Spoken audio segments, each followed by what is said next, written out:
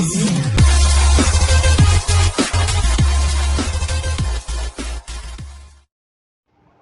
Morning students.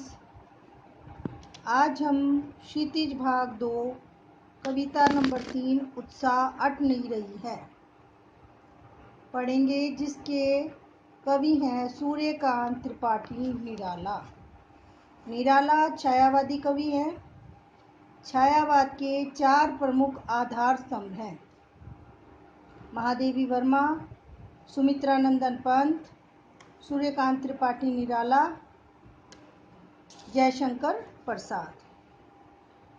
छायावादी कवियों की एक ये विशेषता है कि वे कोई भी अपनी कविता लिखते हैं तो उसमें प्रकृति का सहारा लेते हैं, प्रकृति को माध्यम बनाकर अपनी कविता की रचना करते हैं। प्रस्तुत कविता उत्साह और अट नहीं रही है। इसमें भी कवि ने प्रकृति को ही अपना आधार बनाया है। छायावादी काव्य धारा के प्रमुख कवि सूर्यकांत त्रिपाठी निराला वास्तव में प्रकृति के ही कवि थे। दार्शनिकता, विद्रोह, प्रकृति तथा प्रेम का विराट चित्र इन्होंने मानस पटल पर उकेरा है। छायावादी कवियों में निराला ने सर्वप्रथम मुक्त छंद का प्रयोग किया। मुक्त छंद क्या होता है कि छंद का बंधन नहीं है, पूर्ण विराम, कोमा, मात्रा, राइम स्कीम, कहीं कोई बंधन नहीं है। स्वच्छंद रूप से कवि ने कविता की रचना की है।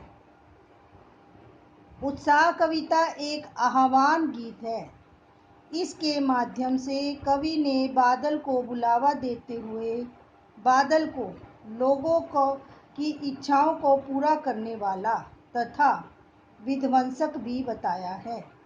जो जन सामान्य लोग हैं उनकी इच्छाओं को पूरा करने वाला और जो शोषक वर्ग हैं उनका नाश करने वाला बताया है। बादल कविवर निराला जी का प्रिय विषय रहा है। प्रस्तुत कविता के माध्यम से कवि जीवन को व्यापक और समग्र दृष्टि से देखता है। कविता में ललित चेतना और क्रांति चेतना दोनों हैं। दूसरी कविता है अट नहीं रही है। इसमें कवि ने फागुन की सुंदरता को अनेक रूपों में देखा है। कवि कहता है कि जब मन प्रसन्न हो तो चारों तरफ फागुन का ही सौंदर्य और उल्लास दिखाई पड़ता है। कविता में शब्द चयन दर्शनीय है, अर्थात सुंदर शब्दों का प्रयोग किया गया है। निराला की कविताओं में जहाँ गहरी सहानुभूति का भाव मिलता है, वहीं शोषक वर्ग और सत्ता के प्रति प्रचंड प्रतिकार का भाव भी है।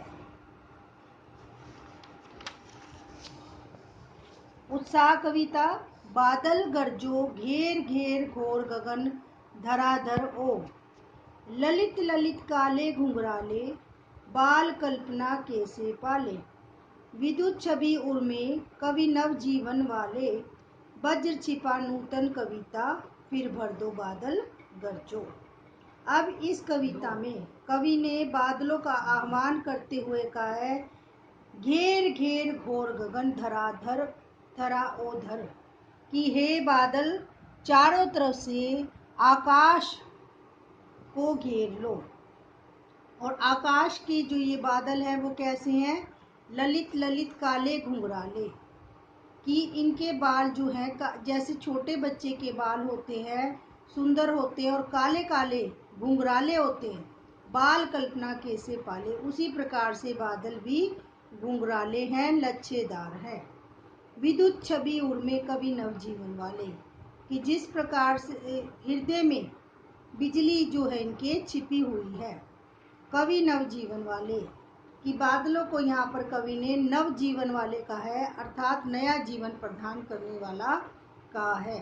वज्र छिपा नूतन कविता फिर भर दो बादल गरजो। यहाँ पर जो है कवि ने प्रतीक अर्थ में बादल को लिया। वास्तव में बादल जो है नेतृत्व कर रहा है शोषित वर्ग का, कि जिस प्रकार से शोषक जो है उनको तड़पाता है, परेशान करता है, और जब कोई उनका मसीहा बनकर नेता आता है तो उसी प्रकार से ये बादल भी नष्ट हो रहे जीवन में नया संचार बढ़ते हैं, पीड़ित और दुखी लोगों का सहारा बनते हैं। अब इसमें हमारा पैसेज के आधार पर प्रश्न बनता है कि बादल के हृदय में किस प्रकार की शोभा छिपी हुई है।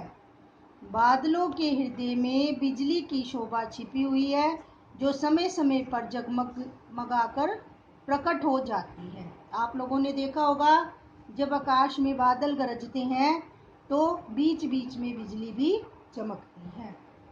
कवि बादल को क्या घेरने के लिए कह रहा है और क्यों?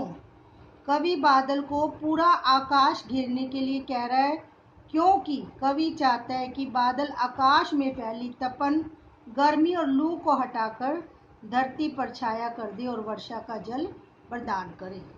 अर्थात जिस तरह से बादल बरसकर धरती की पीड़ा और तपन और गर्मी को हरते हैं, उसी प्रकार से शोषित वर्ग का नेतृत्व करने वाला व्यक्ति भी उनकी सारी पीड़ा को हर लेता है। बादलों को किस रूप में प्रस्तुत किया गया है? इस कविता में बादलों को तेजस्वी कवि के रूप में प्रस्तुत किया गया है। वह कवि जिसके हृदय में वज्र जैसी शक्ति, विद्युत जैसी चमक और नवीन भावनाओं का संचार होता है। अगला पैरा है, विकल